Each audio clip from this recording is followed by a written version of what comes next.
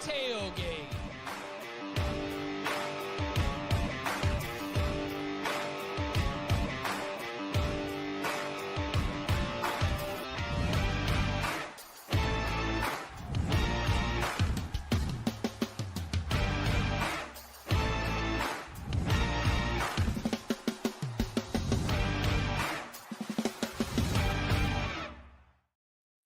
And welcome back to the Cover 3 podcast here on CBS Sports. That's Tom Fornelli. That's Bud Elliott. I'm Chip Patterson coming to you live at youtube.com/cover3 and everywhere you get your podcasts on demand. Thanks for hanging out. Smash that subscribe, smash that like, and come and join us in the chat, a.k.a. the Cover 3 Tailgate, where Nathan, 8:36 a.m. Eastern time, link goes live. He pulls into the parking lot. He gets his spot. He cracks open a cold one, and he says, is Tennessee going to start Principal at quarterback this year? That's right. Number one on the depth chart, Principal. I like it. We'll have a lot more on Nico Iamaleava, the latest on the reported landing spot being UCLA, and a lot more from the transfer portal. Obviously, a lot of your questions as well. Let's see. How about this is... So this is just sort of big picture before we jump in. I like this, a little icebreaker just to get the ball talk going. Walker, how good do we anticipate the Alabama defense to be this season, with the offense breaking in a new quarterback and a trip to Florida State in week 1? Can the defense carry some weight early? But I think it probably can. I would anticipate their secondary is going to be a lot better. They return a pretty good bit. I think Connelly had them, what do they have, 1 or 2 in the SP Plus ratings to start the year. I'm a little concerned that like their left tackle, like the Proctor didn't go through a lot of spring, right? It's like it would be nice if he actually would get some reps in a spring practice for once. But I mean, that receiving core is really nice. I think the defense will be better. I think it's a pretty good ball club, to be honest. Yeah, I don't know if the defense will carry them or it'll carry some of the weight, maybe, if that's what you're asking. But there is a lot of returning production back on that side of the ball. Losing Jahad Campbell, I think, is something that you have to replace. But I do agree, like the secondary was not great last year. I would anticipate some improvement there. But there's also just the fact that, like, I mean, we're going to be in our second year away from Nick Saban. And Nick Saban, was coaching that secondary. Nick Saban was a defensive first coach. At least that's how he made his, name. He pivoted later and gave more of an attention to the offense. But it's not crazy to think that side of the ball is going to slip the further you get away from Saban, particularly because DeBoer comes in with an offensive mindset. So one of the sides of the ball will probably slip a little bit while the other one improves. So I don't think you're going to see the kind of elite Alabama defenses we saw in the years past, especially if the recruiting slips, because as Bud's mentioned 1 billion times, defense is basically about talent. Like, if you want to be an elite defense, you have to have 11 extremely talented players. So if that starts to slip a little bit, it's hard to imagine the defense will continue at the level it once was, but I don't think that it's going to be a bad defense by any stretch of the imagination.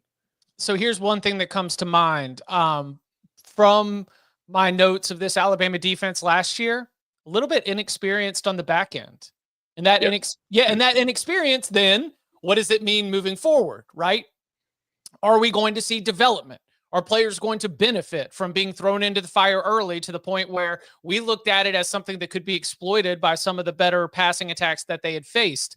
So if that defensive staff is going to be able to, help that group get a little bit better, then I think that we could be looking at a good defense. Again, you're not going to have Campbell. You're not going to have Lawson. You're not going to have some NFL players. You're not going to have some really important pieces of that defense last year. But at the same time, if you want to look for some positives here beyond, like, I don't know, they're super talented. Like, I think that they had to learn on the job last year.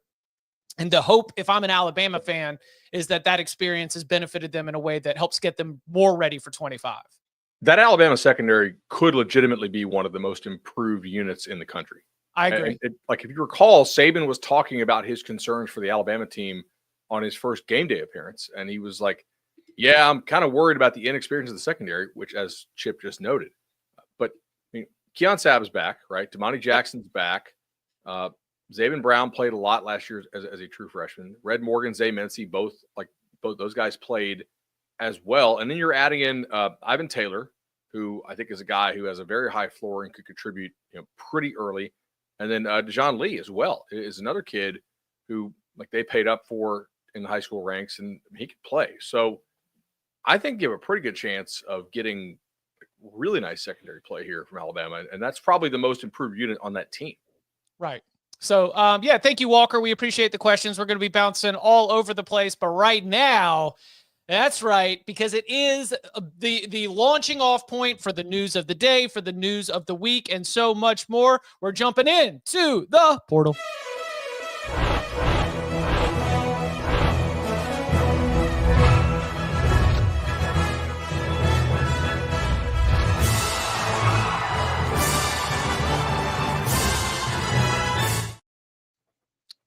Lots to get to here as we start running down the transfer portal. I want to talk about Fran Brown. We've got some very interesting comments queued up about him as we discussed his wide receiver yesterday. We got an interesting situation continuing to develop at West Virginia and Cal. But as we sit here, timestamp at 11:08 a.m. Eastern time, still in about the same status, I believe. But haven't gotten a chance to hear from you on this one, the very latest on Nico Iamaleava. Either any insight into either holdups or where we are in the process, but also if we are to, step forward with Bruce Feldman's reporting and some others that this is going to end up with Nico at UCLA, what that means for the Bruins moving forward. Well, I think he's clearly an improvement for UCLA in terms of upside. Now, they got Aguilar from App State, who is not a bad player. And I thought that was a pretty good get for Sinceri, the new offensive coordinator who comes over from Indiana. But from an upside perspective, I mean, guys, Nico has a lot more upside than Aguilar does. If it's leaving Tennessee when he did does hurt his leverage a pretty good bit, because I think it validates some of the whispers that were becoming shouts about, hey, when you get Nico, you also have to deal with the dad. You also have to deal with the hanger-oners. Is the representation actually a professional representation, or do you have to deal with kind of amateur hour? So, to me, those are some of the things you have to think about. I don't know where else he would go at this point if it's not UCLA, though, unless Tennessee goes and plucks one of these Big 12 starters. And then he goes there. Is that sort of the next piece that you're watching before? Because I've got a couple things about portal, team related, player related, but is the next big domino that you see as you look at the transfer portal situation? Does Tennessee poach somebody? Is that probably the pivot point where this thing could get really interesting? I think so, but who are they going to poach, and does it actually set off a domino? I don't know. Tennessee's offense, I think, is pretty unique, right? You can run a lot of different guys and still score in that offense. I don't know that you can take it to the next level with just anybody, but there have been some dudes that were real slappies who put up big time numbers in this, kind of whatever you want to call it, veer and shoot offense. Like we saw it at Baylor, and we've seen it elsewhere as well. I've always thinking hey, the USF kid Brown is they run the same offense at USF. When healthy, he's been pretty good. I heard on the 105 with Ivans and Cooper, they were talking about Heklinski, the kid at Wake Forest. Yep. So that could be somebody who makes some sense. He's already in the portal. Are they going to really roll with what they have? I kind of doubt it. No. I mean, just aisle shopping through the Big 12. We talked about it earlier in the week. Sawyer Robertson had offers from other schools we heard about, and he's still at Baylor. Would Tennessee still make another push at him? Texas Tech, we know, has money. Do they make that'd be going after Nico. But just Josh Hoover at TCU. Texas Tech not going after Nico might have been just opting out of the experience. Yeah. But I'm trying to think of Big 12 QBs Tennessee could raid. So I don't know, Josh Hoover at TCU, would that be somebody that interested Tennessee? What we need is Bill Belichick to send over a glowing Josh Hoover tape to Tennessee. That's the way that we get this. Is, let's get him out of TCU. Let's get him elsewhere. Maybe Jordan can get on that. All right. Now, spinning this thing forward with a little bit of look at a couple of teams, a couple of players. There was the question maybe about an hour before we got started. Grant, any more insights? What's happening to my Cal Bears? Now, for those who aren't aware of the stats, here's what we've lost. 4 of the 5 players who threw a single pass last season. Fernando Mendoza, obviously at the top of that, but others as well. 11 of the 19 players who caught a single pass last season. 10 of the 13 players who registered a single rushing attempt. 2 of the 4 tight ends who registered a snap. And 4 of the 5 projected offensive line starters. The hemorrhaging of talent from Cal's football program was headlined with our discussion about Jaden Ott. And Tom offered some really good points from the Oklahoma side of things.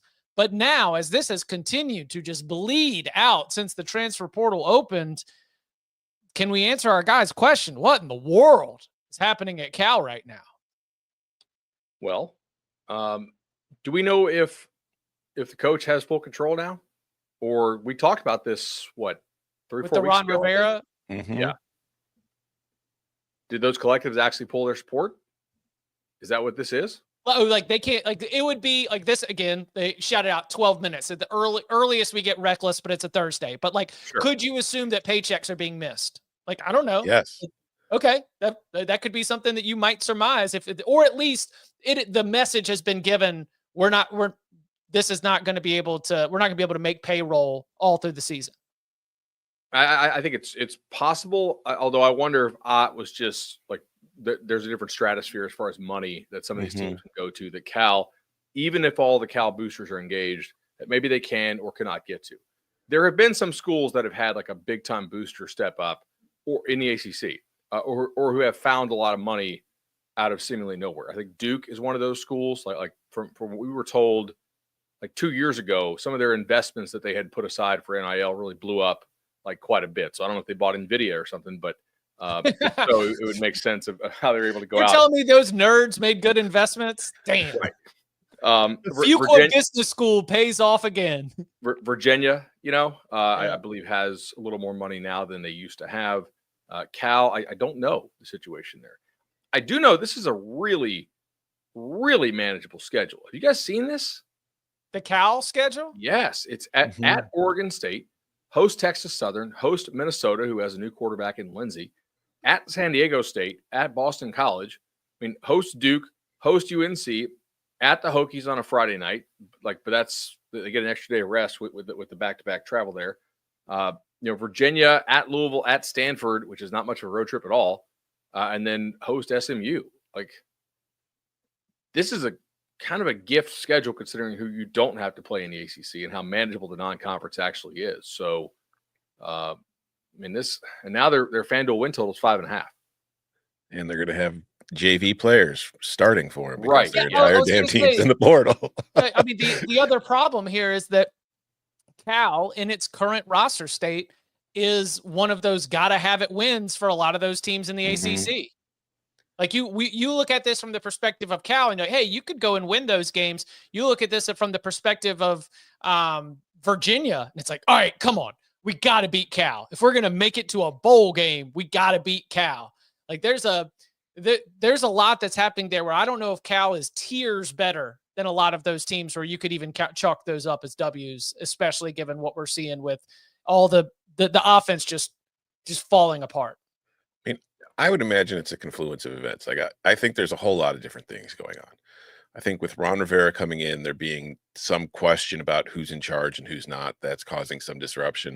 As we talked about on the show earlier this week, like we were talking about Oklahoma kind of going discount player shopping in the old Pac-12. Yep. Like they're taking less money to be in the ACC than these other schools. They just might not have the cash on hand to be able to pay these players, whereas other schools could get them for a discount compared to what they might have to get on the open market, because it's still a raise over what they're getting at Cal. So I think it's just a whole lot of things. None of it looks very good for Cal going into 2025, but you never know. We've seen this kind of thing before, where we've been surprised by teams we kind of written off in, March and April. But I if the season started right now and we were doing a win total locks pod on the ACC, I would be going heavily under on the Cal Golden Bears. Yep. And but at the risk of just setting ourselves up for literal years of subtweets from somebody who has not let any slight go, how much of this can we put some of this at Brian Harson's feet? New offensive coordinator comes in, go through spring practice, whole offense hits the streets. I doubt it. Yeah, I kind of doubt it. I think this is more the business of college football than like relationship scheme related. I do. Yeah. Another place where we are starting to sort of try to figure out whether it is a big deal or whether, this is a little bit of just the pain of transition. West Virginia has just seen an absolute, just literally dozens and dozens of players hit the portal. As I mentioned, over on 24/7 Sports, our great West Virginia site there, they even have them listed as transfer portal exits /cuts. So the message is being driven home that maybe some of these West Virginia players hitting the portal are encouraged to hit the portal. But from a expectations standpoint, how is this roster turnover changing, if at all? Your thoughts about what year one of the Rich Rod era might bring? Like, not really at all. That West Virginia team was not particularly talented, and they definitely don't have 20 players on that roster that other schools want. So I would say it's a good headline, and I'm glad we brought it up because I've seen it a lot on social media, but I don't think they're losing a whole lot of guys who people will really care about here, to be honest. Let's see. That is one of those things that I hope we are able to do for a lot of people is you see this as a topic. You see this as, a talking point. Let's bring us some clarity. Let's bring some expertise to it along the way. Right. It would be funny to blame the TikTok dancing ban. I'm going to put it 100% on that. This is about TikTok. This is about TikTok. These guys are hitting the portal because they missed their TikTok dances. Mm-hmm. Yeah, that's what it is. 100%. All right, let's keep roll. But I'll just let you. Is there before we start to get to a few more of these portal related items, including I know we got Fran Brown's comments teed up. Are there any other sort of like team related or player related stories that you're tracking as when we sit here on Thursday afternoon? Did you think the North Carolina D end who hit the portal was like that amazing?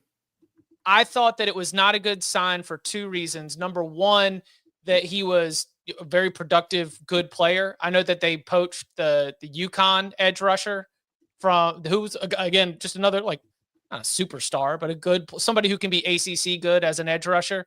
But there was a point that was made that I will offer a little bit of show my own bias here. Bo Atkinson was a very like classic traditional University of North Carolina football player as an in-state kid who wanted to be at North Carolina, who was like in the Keenan Flagler. He was like in the Keenan Flagler business school, like an upstanding, member of the campus community. I mean, I don't want to speak to that. I don't know what that guy does on Saturdays, but it seems like the old guard, Bo Atkinson, is your all ACC player who's, part of that, part of that tradition of North Carolina football players. And so for him to walk means either he's commanding a number that North Carolina doesn't want to match, or that he doesn't want to be a part of the next regime. So, a disappointing loss, but maybe it sounds like you don't think it's that big a deal. I'm just curious because it does seem like he's getting a lot of interest from like big time programs. So I was like, I thought he was a solid player. I didn't think he was like an amazing player, I guess. I think that might speak to the level of player available and the need for the position. Well, I tweeted this morning. So Steen from UVA is the third best tackle available in the portal now.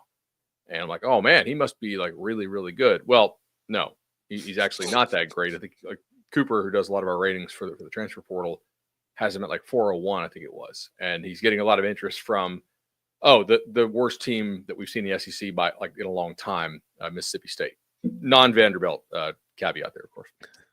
Like, this is why you have to pay a lot of money to get tackles out of high school, except that they probably won't do a damn thing for you as a true freshman and then reap the potential benefits of 2 really good years, because there's just not many like good tackles in the portal. Do you like the South Dakota kid?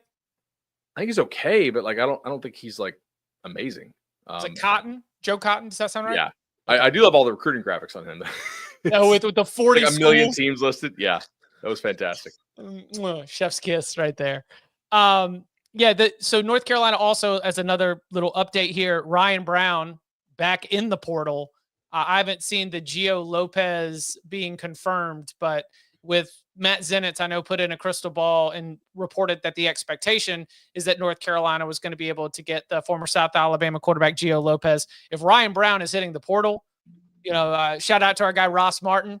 Ross offered up, what was your favorite moment of the Ryan Brown era?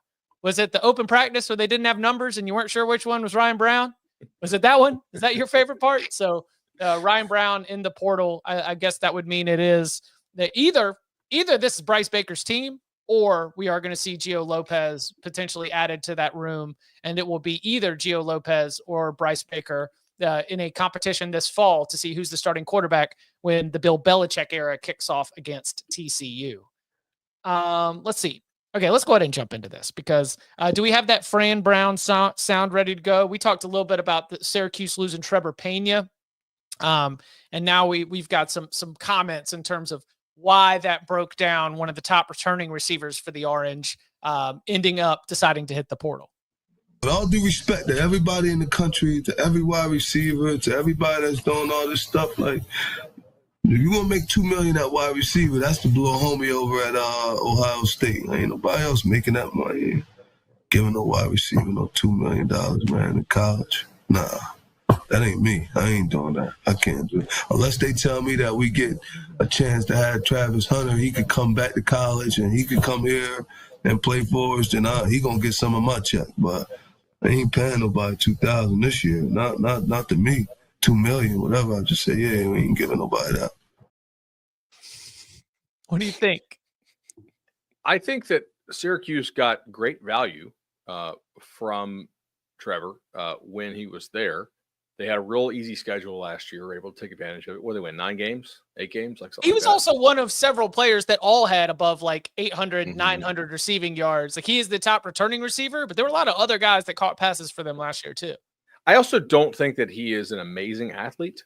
So from a draft perspective, I don't think he projects as a first round type pick. At least like when I watched Syracuse last year, he did not stand out to me as like, oh my God, this guy athletically looks way different than everybody else on this roster looks. So, I'm kind of like, all right, dude, go get your money right now. This is at least projected wise, a pretty clear step back year for Syracuse. They won 9 last year, I think. Now their Vegas over-under is 5.5. They won 10 last year. Okay. Right? Won it 10-3. They ended up winning the bowl game. And now Vegas isn't real sure that they're going to make a bowl game. And part of that is the players they lost. Part of that is also that the schedule is much harder this year, at least projected, of course. And it's hard to project stuff this year, by the way, just with all this roster movement and the lack of spring games. But now they're projected to win 5.5. So if you're Syracuse, is it a good allocation of your money to pay? And let's just not even say $2 million. Like, let's say the kid wants it like $1.2 million or something like that, which still would be a lot, I think, for a receiver of his caliber. Does he help you that much? To Chip's point, I don't. Really, you could probably use the money better elsewhere if you're Cuse. Yeah, I stand with Fran. schools they're willing to pay up. I stand with Fran on this one. I wouldn't pay Trevor Pena $2 million either. We've seen Miami linked there. He could be a fantastic Restrepo replacement, by the way, I think. Like, Miami needs some weapons in the worst way. So that'll be interesting. Also, not like Nykar just hit the portal for Miami. Hakeem Williams hit the portal for FSU today. So you're seeing a lot of these like very upside athletic but raw guys from the 23 class hit the portal today. So we'll kind of see like if that continues. But that's another dude Miami won't have. Not that he was really projected to play a lot for them anyway, but that can make a lot of sense there for the Hurricanes. Like they need somebody to throw, like to catch the ball from Carson Beck. Trevor Pena, do you think he had a $2 million offer? Or do you think this is the thing that we hear from coaches where they are getting frustrated at hearing from representation or the players themselves numbers that they do not believe are real? It's kind of a genius move by Brown just to throw it out. I don't think he had a $2 million offer. Yeah. I'm not even sure he had a $2 million ask. But yeah, I do think, like, especially with what just happened with Nico, since none of this is regulated and none of us actually know what anybody's making or getting paid, it doesn't hurt a coach to inflate the number.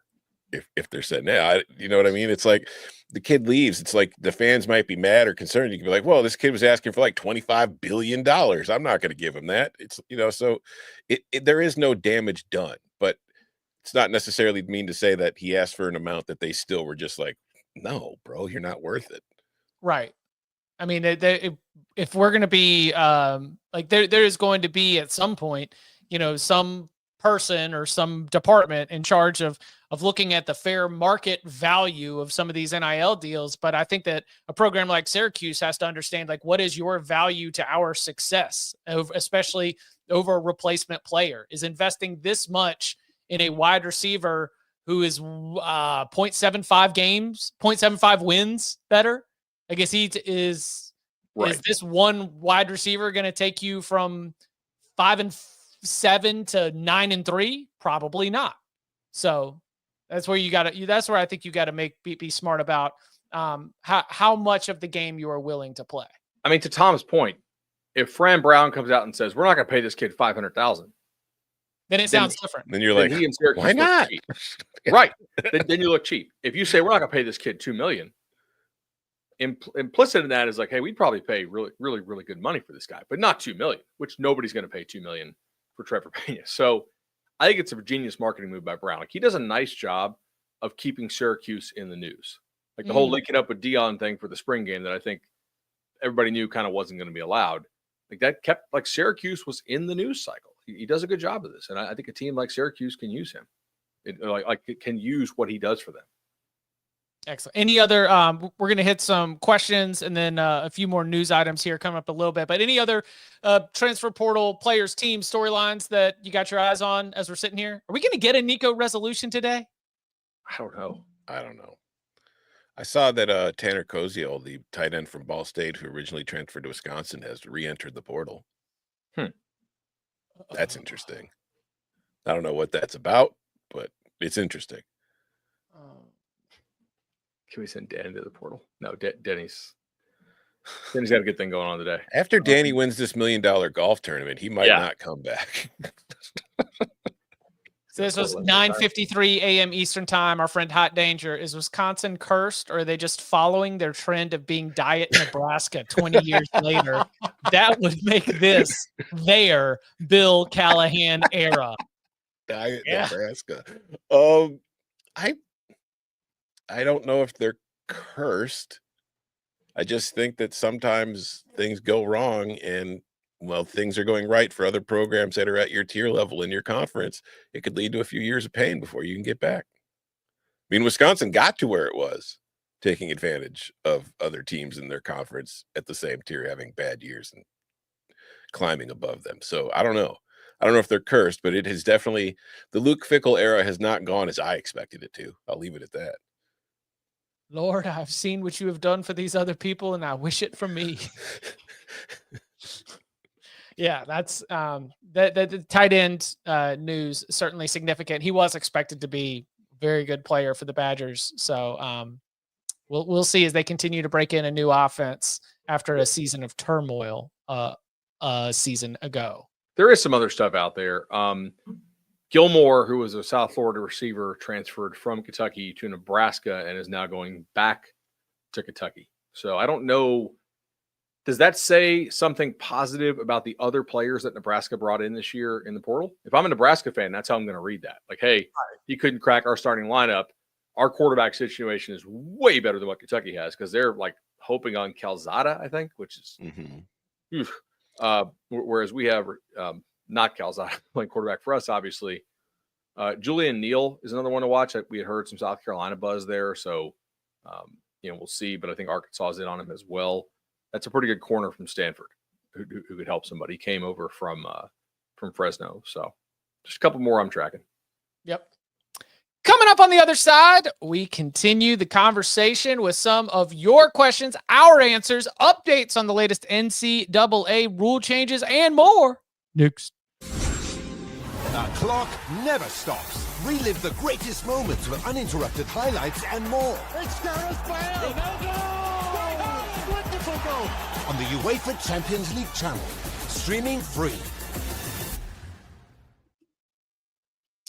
Back here on the Cover 3 podcast. Let's jump in with some more questions, non-transfer portal related. We'll keep cycling them in all throughout. This one comes from Nate. Nate jumped in about an hour before we got started and asked, with Penn State, Oregon, Ole Miss, and Notre Dame in the top 10 of the national title odds, is this one of the best chances at getting a non-traditional title winner, parentheses, no titles in the last 30 years, that we've seen in a while?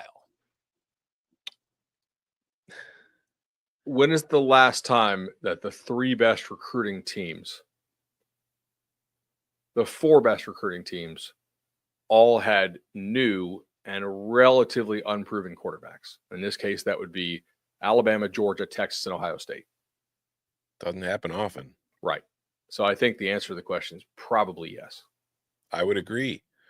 I would also worry for Nate if Notre Dame fans find him. Or Penn State. No, I think Penn State fans will understand, but I think Notre Dame fans, they find Nate after he called them a non-traditional title winner. Could get 1988, though. I mean, I'm not arguing. I'm just saying Notre Dame fans are a little sensitive sometimes. Speaking of Calzada, our friend Mark Ennis is watching the show, and he texted me. What's up, Mark? He said, speaking of Calzada, this is the funniest quote ever. This is from safety Ty Bryant at Kentucky. Calzada has a strong arm. That's what I say to people when they ask about him. He has a strong arm. He can flick it 20 yards effortlessly. That's what I've seen from the offseason into the spring. I'm like, that checks. Yep. Strong arm. He can throw it long distances. No, dude. Be breaking apart some spring comments. And then I saw some Colorado fans, like the Colorado puts out a hype video just sort of show them in spring practice, pushing the ball down the field. And this is how I know Colorado fans are not just like on for the Deion train. They're watching this and like, oh God, our secondary is getting cooked. Yeah. They're dialed in right there. Colorado's lost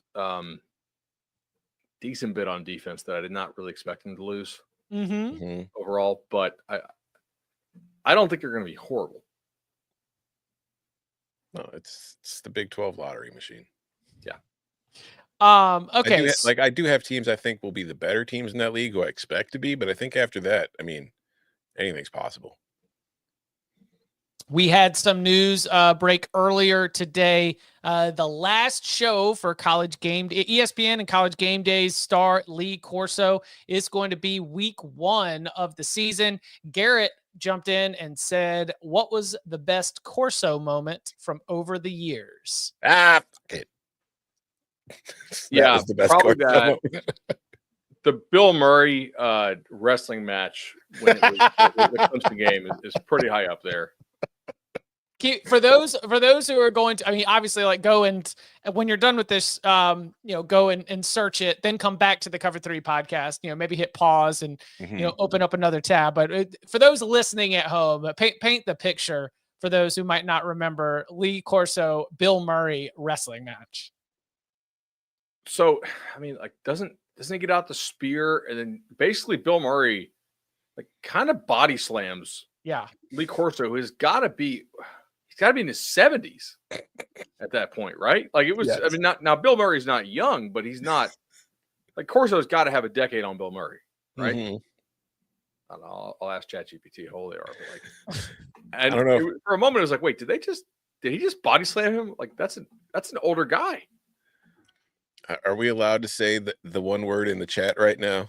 The one where he called he had a small. We called a person small come- child something small. Yeah. Oh, yeah, that was. So There's a lot of great 74 Corso moments. Yeah, 74 for Bill Murray today. 89 for Lee Corso. It'll be 90 when the season Mhm. starts, August 7th. Where's game day going to be? If his last show is going to be week 1, it's got to be Danny Tallahassee, nailed right? it. Yeah, I think Danny nailed it on Twitter. It needs to be the FSU game. Because he lives in Orlando. Mm-hmm. It's Alabama. I think It's Alabama, Yeah. Florida State. There's just the history of Look. Corso and Florida State. Just Look, I know that you all like to claim time slot champs, but Alabama might be the real time slot champs. They do get some time slots. And- People are saying Notre Dame, Miami. I don't know. maybe. I think Tallahassee makes more sense. Yeah, so it is going to be obviously very fun to look back. Who do you think they keep headgear? Does I hope McAfee not. does McAfee take on a headgear? I think that Well, should be Corso's thing. I think I wouldn't put it past him to try. Yeah, retire Yeah. it. I would Yeah. retire it. Yeah. You can just have McAfee do something else. I mean, I do think McAfee's the one who steps into the Corso role. Right. Well, he's obviously, He rips off his sleeves, and the logo of the team he's picking is on his bicep. Just saying, Pat, there's an idea. Little temporary tat. Okay, I like that. Yeah. Or Yeah. real tat, and he just actually gets like the 25 season sleeved up. He has to get a tattoo every week. Like, oh I'm no, there. he might do that. Pat, I know you're a big fan. I know that we'll give you that one for free. I think a different tattoo every single week of the team you are picking in the final segment of College Game Day. That's the winner. Or Full reveal, different parts of the body for different weeks. You've got 15 spots for a tattoo. Come on. Or You can do Pat's into this. wrestling. Right? Yep. He calls WWE. Both the mascots from the two schools at the game have to come up on the stage, and Pat suplexes the one he's picking against through a table. Like that. Like tag gets and then tags him in, and then the one that he is picking gets to come in with the final jump on top in the pin. Yes. They just double tag team him and just beat the crap out of the loser. Come on, that's This is ratings gold. that's good stuff. Again, free stuff. Right here, College Game Day. You can go ahead and have that one. I will be watching college football pregame on CBS Sports HQ naturally, as one does on a Saturday morning, because I'll have that on one TV and soccer on the other. all right, let's jump back into the comments here in the tailgate where Bud, this one's directed right at you from Brad. Bud, any cover 3 insight on John Emery Jr.? What happened there? The guy was pretty awesome back in high school. I think he was academically ineligible one year and then got hurt twice and just never really seemed to develop. It might be like just not developing.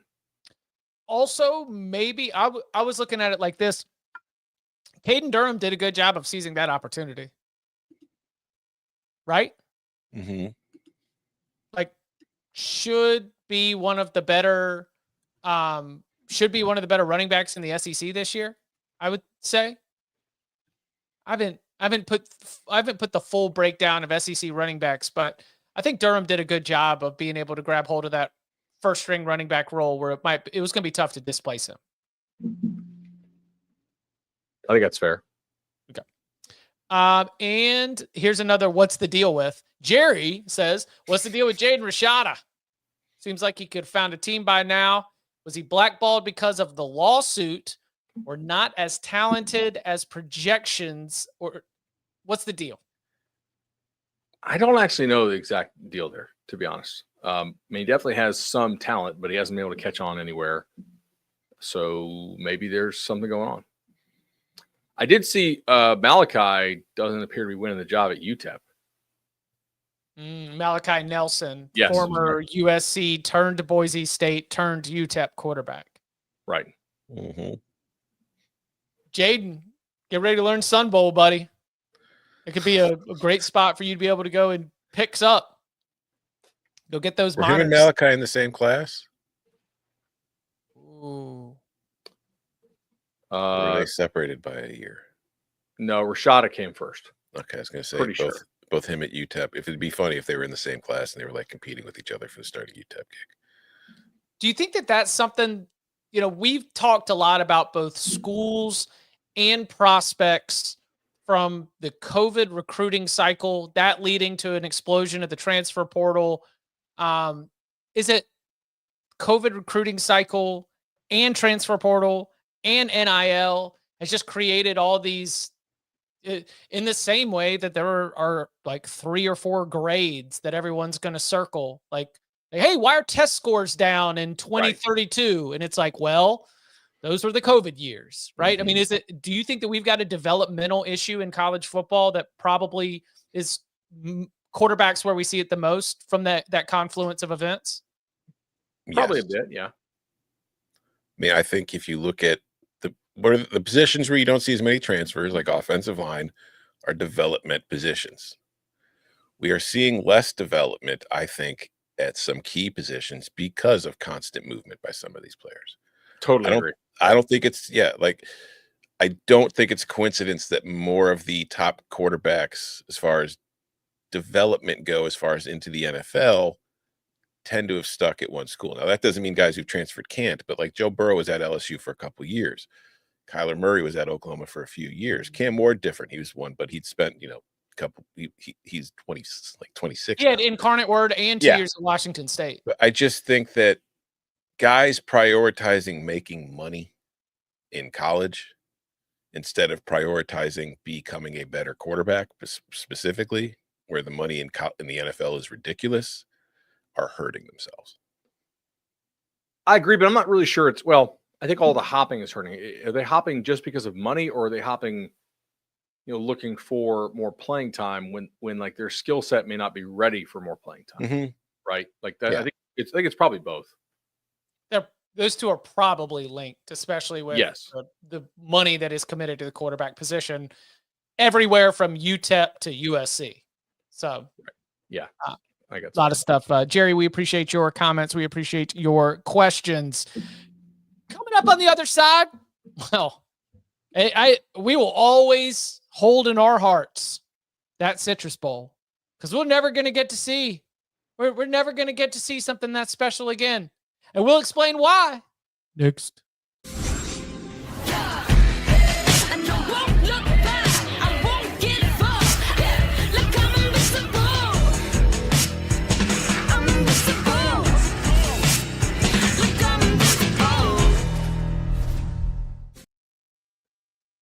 Back here on the Cover 3 podcast, the NCAA.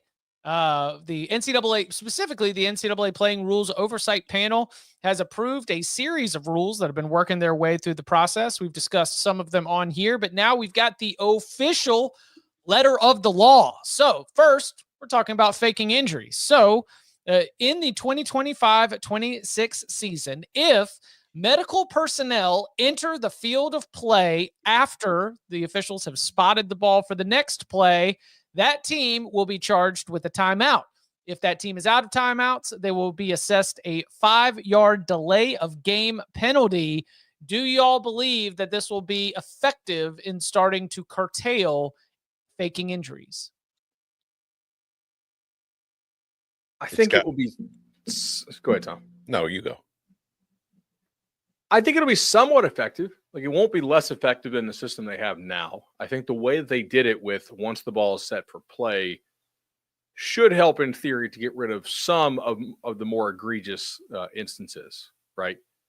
Because you got to think, like, prior, you wouldn't have to burn a timeout. You just, have the guy go down. Now you kind of got to make a choice, like burn a timeout or take a 5-yard penalty if you have no timeouts.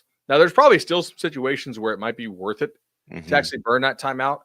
But I think in those situations, teams might have done it anyway. Like, at least some teams that don't do the faking injury thing as much. It's probably also like this the one change here that might stand up to legal scrutiny a little bit in terms of I think if you had made the guy sit out the rest of the drive, you did run the risk of like, hey, there's real disincentive to go down if you're actually injured. I don't think a timeout is a major disincentive here. And you could probably put the player back on the field too, I would assume, given that you took the timeout. Mm-hmm. So it's probably threading the needle, but maybe not going as far as a lot of folks, would want. But I'm also not the one getting sued if a guy stays in the game because his heart feels funny and then he goes down and dies. So I get it. Yeah, I agree. Also, we have in this NCAA official, putting the stamp on it, the Dan Lanning rule, which says if a defensive team commits a 12 men on the field penalty in the final 2 minutes of a half, the offensive team will have the right to turn the clock back to the start of the play. We will remember that Dan Lanning had a 12-man on the field penalty on a 3rd and 25 to help milk some clock off in the final minutes of that chaotic finish there in Eugene. Congrats, Dan. Yeah, it's a yes. Okay. We don't want to just see this continue to be a thing at the end of games. No. But just Congrats to Dan for getting a rule named after him.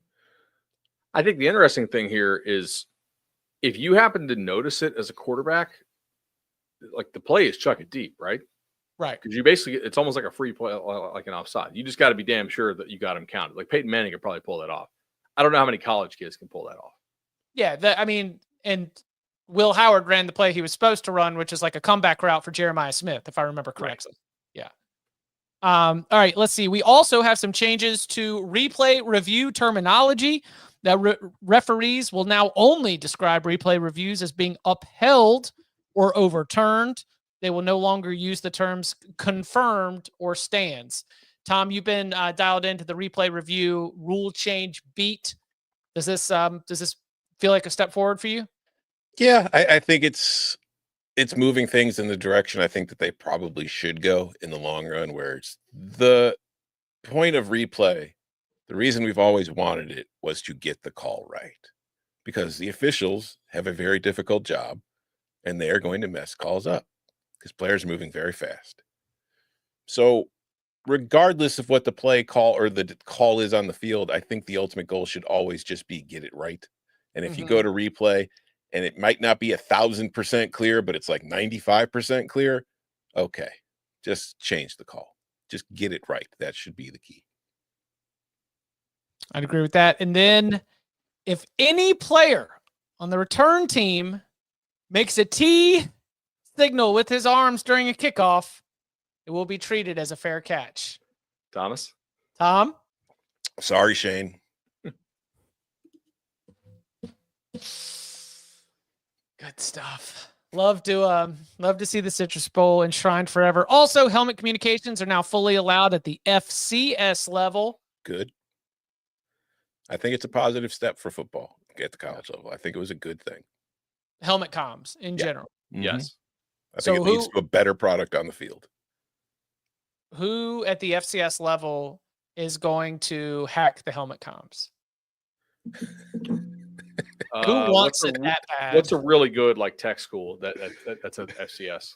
Well, you make a fair starting point. I was actually going to go the other way and just go to the powerhouse and the resources, which of course take me out to the Dakotas. And I don't know much about, those tech departments, but I just know there's a lot of want to out there, a lot of desire to be great. And that's oftentimes what it takes. I think the Ivy League schools got a lot of nerds who could do a lot of interesting things with technology. We'll see. Let's go. Come on, Yale. You got Colorado this. School of Mines. There's a good call, Tom Reed. Well, who knows what they're going to figure out. They're D2, but they might Colorado School of Mines might already be on that Bluetooth and inside that Bluetooth wedged inside the helmet, right? Yeah, maybe. Because no one ever did that before helmet comms, right? Nope. Of course not. Nobody. Yeah, of course not. Of course not. Nobody had the Bluetooth inside the helmet. Wait, definitely.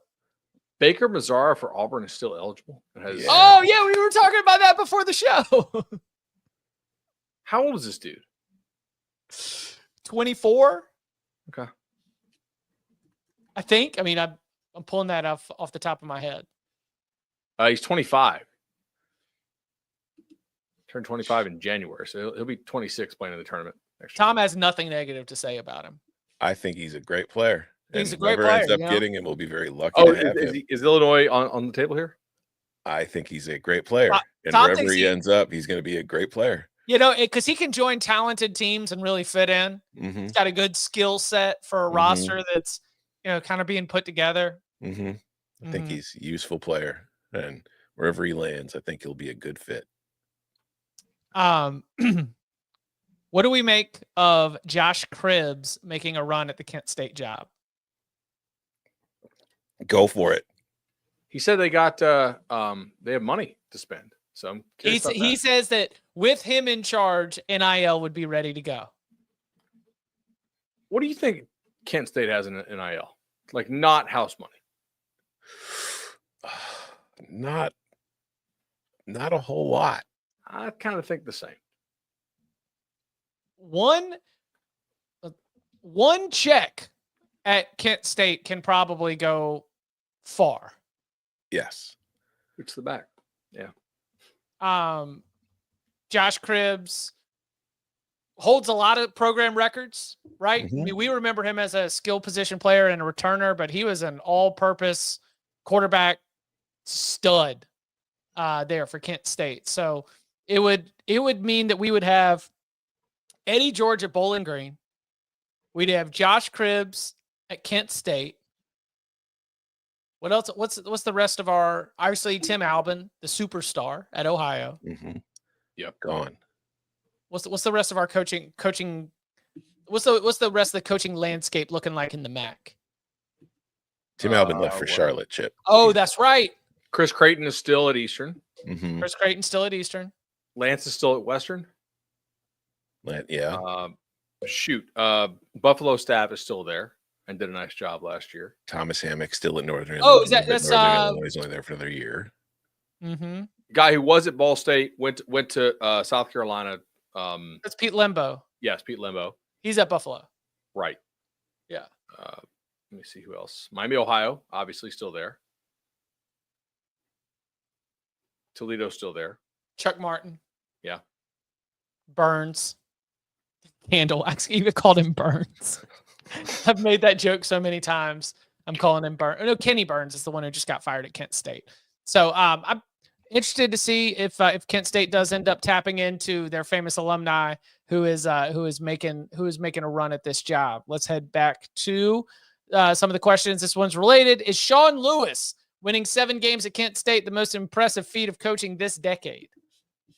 I mean, it is impressive given the history and also given the schedules they're facing. Because remember, like the non-con that Kent State was playing to help kind of fund that program was just murder every single year. So it was like those players were getting beat to hell in September and then having to go through the regular season. But yeah, if you look through the history of Kent State, like Darrell Hazel had that 11-win season in 2012. That got him the Purdue job. That did not go well, but that feels like that was a miracle. Because you go through the rest of time and there aren't a whole lot of very solid seasons in Kent State history. Yeah, it's I don't think it's the most impressive thing in the last decade, but it's one of them. Didn't we have Sean Lewis on the show? We did. Yeah. Long time ago. Because after he went through the gauntlet, he came on and we talked about what it was like to go up against all those different teams. All right. Those teams they played were nuts. Like they played that Washington team. Yeah, it was Georgia, Washington, and somebody else. 3 power conference teams in a row. Yeah. It was a beaten down team. They're like, yeah, these Washington receivers are pretty good. I was like, yeah, they are. John, are big schools getting better at keeping their depth from transferring? It seems like the last 2 portal windows have seen a lot less movement from the elite programs. I don't know. I don't really think so. Do you guys? Like, there are still good players who want to play. Like, playing time still matters. I mean, yeah, I think that there's a difference between I guess it's the way the question is phrased. It's a difference between star players entering the portal and depth. I think you're still seeing depth from these teams leave and hit the portal because they're looking for starting opportunities elsewhere. I think maybe we're not seeing it as much this year because, as we kind of hit on earlier in the show, the top 4 recruiting programs in the country all they don't have returning quarterbacks. A lot of them lost a lot of key starters. So those guys are able to move up and they don't have to hit the portal. But I think that next season, maybe when those guys have a lot of returning starters, we will see more of that depth hitting the portal once again. But I still think that we're at an era where retention is becoming so big. And I also think that once this house stuff comes down, who knows what the portal's actually going to end up looking like in the near future. The other issue, I was talking to Eric Bossi about this morning on a 24/7 call, is that you had the lack of COVID kids now going through. Like, there are still a couple of COVID kids, but not nearly as many. And I think that, like, you had guys going up from low P5 and certainly from high G5 who maybe weren't good enough to play at upper P5 when they were 22 years old. But at 24 years old, like 2 more years of lifting, 2 more years of development, of physical maturing, like that just kind of changed things to where they were able to play at that level. I think this year you have a lack of that. I think it entirely depends on the identity of roster construction that programs have elected to take. That there are, I don't want to call them transactional programs because that brings, especially with the way that like Marcus Freeman has used transactional as like his evil word, to talk about the current era. But there are programs that are top 25 programs, or maybe to stretch it out, top 30 programs that are flipping rosters with a lot of players turning over every single season. There are others that don't take a lot of players and don't lose a lot of players. Like they will, when a Georgia player hits the portal, everyone gets excited because they think they're going to be getting a former Georgia player. When an Alabama player hits the portal, everyone gets excited because you're getting a former Alabama player. But in the sum total, I guess Alabama had the coaching transition, but Georgia's the one that really came to mind first. Georgia doesn't have a lot of portal ins and outs. Yeah. So they are doing a good job of keeping control of their depth. The players that they are expecting to step up to replace those double-digit NFL draft picks, those guys aren't going elsewhere. They've done a good job to be able to retain them, give them the opportunity to move forward. At Ole Miss, they're just flipping the roster every year. Which kind of is the method of doing business. You could say they're not doing a good job of keeping their depth. I would just say that they've just elected to go through that sort of, style of roster construction. So I don't know if big schools are getting better at keeping their depth from transferring. I think it all depends on the way each coach has decided to construct their roster along the way. All right, let's go. Got time for, we'll do one more portal related one. With the transfer portal open, besides quarterback, what is the hardest position to get up to speed and what is the easiest? And this is from Brennan. He adds Ski Ma. So shout out. Running back, I would say, is the easiest. Yeah. Here's the ball. There's the hole. Go. Yeah. Find it. I mean, a lot of the play call in the huddle literally tells you what hole to go to. And if it's not there, do you have the vision to find where it is? Right. Yeah. You either do or you don't. Ask Trent Richardson.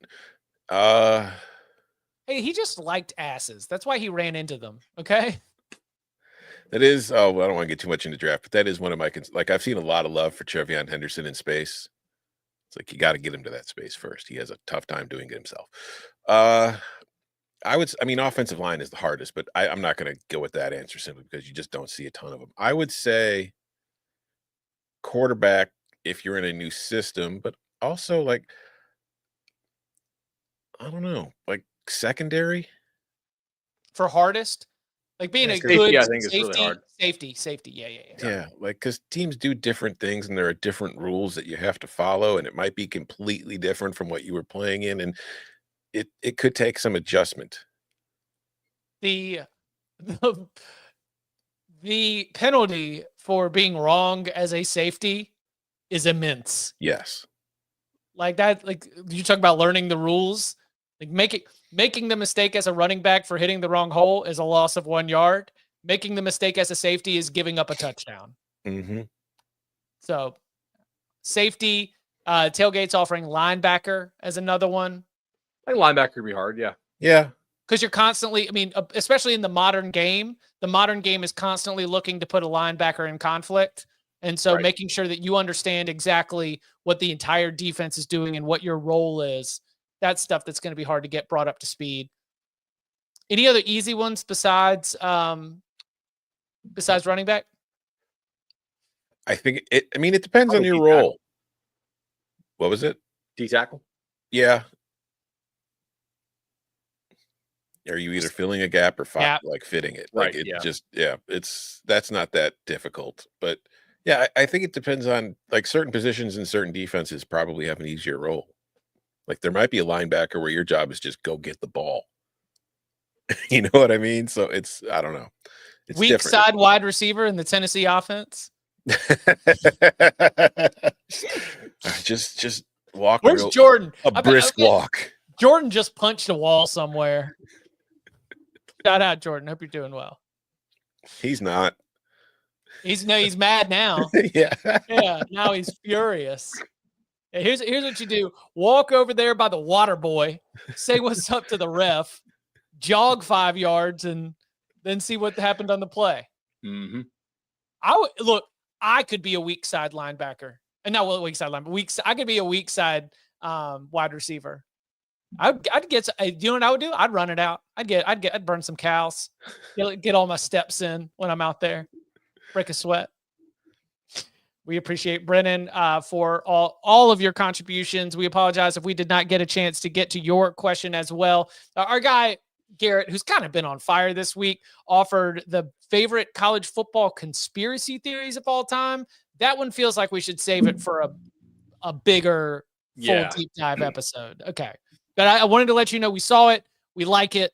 Also, the idea that Nico would be a dual sport athlete with a very good men's volleyball team. That is very funny, Jerry. I believe that is a way to maximize his NIL value. Maybe we can ask that to Deshaun Foster if we get a chance to sit down with him once again out at Big Ten Media Days. Feels like the chat was really popping today. Yeah, we appreciate the tailgate. Yeah. Now listen, and the positive vibes too. There's some people in there trying to bring that negativity. Don't do that against the Cover 3 tailgate. So that's not what we do in this here parking lot. So we will be back Monday, 11 a.m. Ooh, actually, holiday Monday? Yeah, holiday I believe Easter Monday we have off, don't we? Okay. So we'll be keeping our eyes to the news. If there's a reason, we'll rise again. Who knows? If there's a reason for us to jump out, maybe we will on either Monday or Tuesday, depending on what's going on. We don't want to leave you hanging with commentary on any of the biggest news from throughout college football. But as of right now, going to celebrate the holiday weekend with friends and loved ones. Back Wednesday, 11 a.m. Eastern time at the very latest. And you can follow him on Twitter at Tom Fornelli. You can follow him at Bud Elliott 3. You can follow me at Chip _Patterson. Gentlemen, thank you very much. Shout out to the newest and youngest member